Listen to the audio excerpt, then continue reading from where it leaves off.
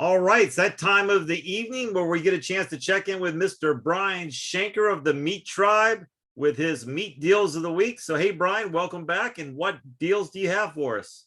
Hey, it's good to be back, guys. How are you guys doing? Good. Doing great. Awesome.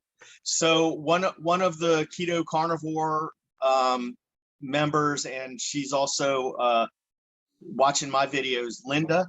I think Linda Hazer, her last name. She turned me on to a store I wish we had near us down here. It's called Carnes Supermarket. It's in Central PA. I've only looked into their stuff the last week and this week, but that seems like the place to go to get really good deals on meat. They've always got several deals. They've typically also have whole cuts of meat, like the ribeyes and the New York strips, so you can cut them down if you want to your own preference at a cheaper price. I know Brian did that with what was that, ribeyes you did that with before, Brian? You bought a whole slab of it and cut them down? Yeah, I've done that with both the ribeyes and the New York strip. Okay. You got to have a really, really sharp and long knife, right? Well, yeah, I'll show you what I use. In fact, okay. Oh, I use okay. this one. That's just like a regular chef knife. So I've got one of those. Yeah, I mean, I have a slicer, but that works the best for like cutting steaks. Okay, cool. So Carnes, I'm going to talk about 3 deals. They're all choice grade. They're all boneless, and they all run through August 9th. They've got some flank steaks for $7.99 a pound. They've got the whole slab of New York strip that you would cut down yourself for $8.99 a pound. And if you don't want to cut them down yourself, you can get the New York strip steaks for $12.99 a pound. So, you're saving yourself a few dollars just by cutting it up yourself and not having the butcher there do it. Like I said, I wish there was a Carnes around here, but they're all in Central PA. Next up, Food Line. They've got a couple of deals. They run through the 10th, and they start on today, the 4th. And they've got some 73% lean ground beef for $2.99 a pound, and some choice grade boneless New York strip steaks for $9.99 a pound. And Aldi, this one's going to be a mouthful for me. Aldi has a boneless. It's Simply Nature fresh, organic, grass-fed top sirloin steaks for $8.99 a pound. I wanted to make sure I got that right.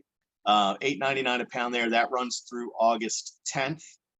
And Harris Teeter, Jim, you were just telling me you bought all the ribeyes. You tell me what happened there. Well, I went there. I saw that yesterday was the last, or Wednesday of this week was the last day of the sale. So I texted Brian and I said, I'm buying the ribeyes now because for this weekend. So they didn't have but one package of 3, and they were on sale for $8.99 a pound, and which is quite a great deal. So I asked the butcher, I said, hey, can you give me like 18 of these? And he said, yeah, you're going to give me 25 or 30 minutes. I'm going to slice them up and cut them up and package them for you. I said, I'll wait. So that's what he did. So my refrigerator, if you looked at it right now, I think I sent you a picture. If you looked, we're stocked up and ready to enjoy some ribeyes for all those who are coming to the Keto Rocks retreat. We're going to eat well. Awesome. So Harris Teeter, they've got these deals run through the 10th of August. They choice grade boneless New York strip steak or steakhouse roast for $8.99 a pound. And they have, that's a choice grade. And they have their rancher grade, which is more like select for the USDA grades, boneless tenderloin filet mignon or roast for $14.99 a pound. Steve's not going to the retreat, is he? No. Okay, so you don't have to go out there and buy some tenderloin filet mignon for him. Oh, yeah. I got to figure which Steve you're talking about. There's so many of them. You got Dr. Steve O, Stepanek, Whiteman. I mean, I don't know. Yeah, but sorry.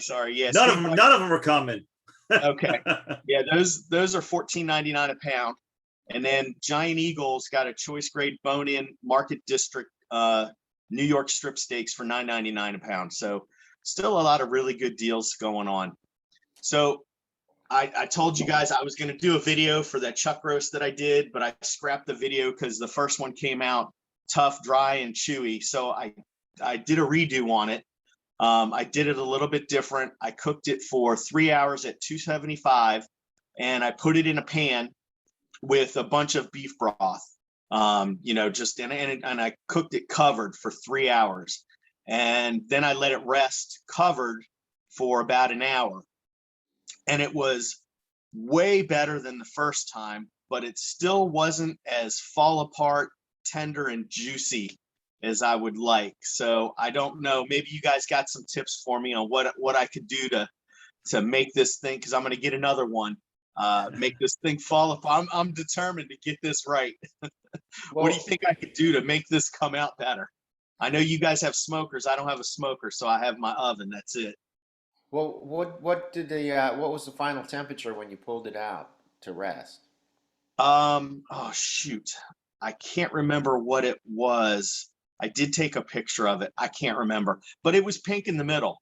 There was some pink in the middle, so it wasn't well done. Yeah, because you want to get it all the way up to where like a brisket would be, like 203. 203 to 205 range. Okay.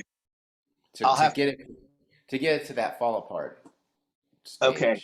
I'm pretty sure it got there, but I'd have to look on my phone on the pictures, and that's what we're recording with. So it'll mess everything up, and it'll go all over the place if I pull my phone off. So, Well, the only suggestion I would make is keep it down like at 225 maybe, and just let it go slower, longer. Okay. Hey, no, go ahead. Finish your sentence. I was going to say that's what I did last time, but I had no liquid in there. It was just the cut of meat, which was probably the mistake. So maybe I'll do that. What were you going to say, Jim? No, I was going to say I don't. Peggy cooks that type of meat. Like she cooks it in our crock pot, not the crock pot, the slow cooker, pressure, whatever that thing is. Oh, pressure cooker. And she puts a bunch of stuff in there, and I tell you, it comes out great. But I was wanted to ask Damage, have you ever sous vide that cut of meat and before you put it on the smoker? No, I don't have a bag big enough for a cut like that. But see, that's the thing with the chuck roast. It's small. I mean, smaller than like a brisket or something. Like a brisket or like a pork butt or one of those, you can get away with bumping it up to 275. But I think because the chuck roast is smaller and not as, they're usually about that thick or so, you'd want to keep it down lower for a long time. Because it's too thin to bump the heat up like that. This one was a decent size. They had all the ones that they had were less than 2 pounds, and I asked the butcher for a 3-pounder, and he gave me 3.61 pounds. So it was probably about 3 inches thick.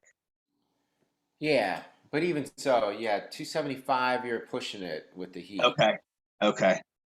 All right. Like I said, I'm determined to, growing up, my dad's mom, my grandma, she used to make pot roast in a pan with, carrots, potatoes, and stuff like that. And every single time it was fall apart, tender, juicy. Like she never muffed up any of those ever. And I'm trying to get back now. My parents, they used to make pot roast too, but growing up in a house with my parents, everything was cooked well done. Chicken was cooked well done. Every cut of meat was cooked well done. And it wasn't until probably just a few years ago that I started enjoying more my beef cuts at a medium, medium rare kind of temperature. So, well, I think that's because back in their day, everybody was told that you would get salmonella poison if you ate raw meat. If you didn't have it cooked all the way through on both sides and it was shoe leather, you were jeopardizing yourself of getting sick. So, that's the reason why. But man, they sure did miss out on the flavor of some good meats. I know. And you can imagine all the hamburgers that were cooked through my life. They were hockey pucks, Yeah. I used to, I'm like both of you. I can just remember family dinners with my mom and dad when they bring those, we would make, I used to couldn't stand when I saw those hamburgers because they come out like that big. No offense, Mom, wherever you're at. They're that, and they're just burnt like on the top, and they're just it's just cooked all the way through. And I just remember like chewing it like a cow chewing grass forever. And it's just like, man, I couldn't stand it. And Dr. Steve O would appreciate this. I would smother it with ketchup just to try to get it down. So just to add some moisture. yeah, yeah, exactly. It wasn't until I got older and started being able to grill my own burgers and doing all my stuff and realizing, oh my gosh, medium for everything, medium rare, it makes everything better. Yeah. And it's funny because then when you're at those cookouts, all the older people, your moms and your dads and they're talking about how good the hamburgers were. And I look back on it, I was like, if they could only get over the color pink and thinking that it's blood running through this meat when you're eating it, if they could get over that and taste one of these hamburgers, they would probably just fall over at how delicious they are. That might have been the reason for ketchup to be invented in the first place, just so they go, oh, that's not blood, that's ketchup. Yeah. Good point. Oh, Brian, I wanted to ask you, getting back to your chuck roast, did you wrap it at any point, or you just did it in the pan the whole way through? No, I kept it in the pan and it was about half covered with liquid up to the half of the thickness, and I covered it with tinfoil when I cooked it. So because what I did was I went online, I looked at a few YouTube videos, and there was a video on a cooking show, and it was chef Mark Simon. Mark Simon, he's like one of the Iron Chefs. He did a real quick. Uh-oh. Just lost your volume. Sorry, phone call was coming. There were some comments in the section, in the comments section that said, forget what he said. Do it 275 for 3 hours, cover it, and put some liquid in there, and it comes out perfect. And that guy's post had like 24 comments of people that did it that way, and they said it came out perfect. So I was like, well, that's a winner. So that's why I went that route. Okay. So, but I did wrap the first one, but again, no liquid. So I'm gonna try to do it how you're saying. I'll do it 225, monitor the temperature with liquid in it, and then pull it out and wrap it when it gets to what did you say, 165? Yeah, I'm just wondering because I don't do it in liquid, so that might make up for the not wrapping it thing too. Okay. Because you're actually, it's kind of like doing it in a crock pot, but you're doing it in your oven. Right. So, Yeah. So it seems like it should work like that. But you covered the pan though at some point? Yeah, the pan was covered the whole time. Okay, well that should do it. Maybe just try it at a lower temperature. Lower temperature and longer. And for longer hours. Yeah, I think for longer hours. All right. After we get off, I'll look at the pictures and see what the internal temperature it was when I pulled it out. Yeah, because it shouldn't be pink at that point. Yeah. It should look like a brisket. Okay. I gotcha. Yeah, I just cut the rest of it up last night, sliced it in thin slices, and so because I'm gonna thicken the juice that is really flavorful that I got, and so I was just gonna thicken it up a little bit so it's more of a gravy with some xanthan gum, just so it'll stick to the meat a little bit better when I'm eating it. So, and it was still a little bit pink. So, all right. Well, hey Brian, before you drop off here, have you opened up your Aldi's Kansas City box yet? No, but my wife is beating me down. She says, look, you've got this MeatTribe channel and you're not really cooking a lot of steaks. What's up with that? I want a steak. So, well, give her a steak. Yeah, I'm gonna do the unboxing. I think I'm gonna do that video tomorrow, so I can thaw some of those steaks out and start cooking her some steaks. So, I don't know why I'm holding on to it. It's got a lot of cuts of meat in there. It's like a trophy for you. You got it in the freezer. You're like, yes, look at that box of Kansas City meats I have. It's like just in case, I have it there. Like, just in case the supermarkets all run out of steak, I've got a box of frozen steaks. Well, I haven't seen that back in the store, so they have not carried it other than that 1 week or whatever they had it. So good job for jumping on it and buying it and having it. Yeah, that was right before Father's Day weekend, right around Father's Day. So it'll be interesting to see if they do it again next Father's Day. Absolutely. So. Well, if you got nothing else for us, people, make sure you go to his MeatTribe YouTube channel. Make sure you subscribe, hit the bell, because just not being on our show, he does more in-depth deals throughout the week on his channel. So, check it out and supply him with some deals that you may come across so he can let everybody else know what's out there in the meat world.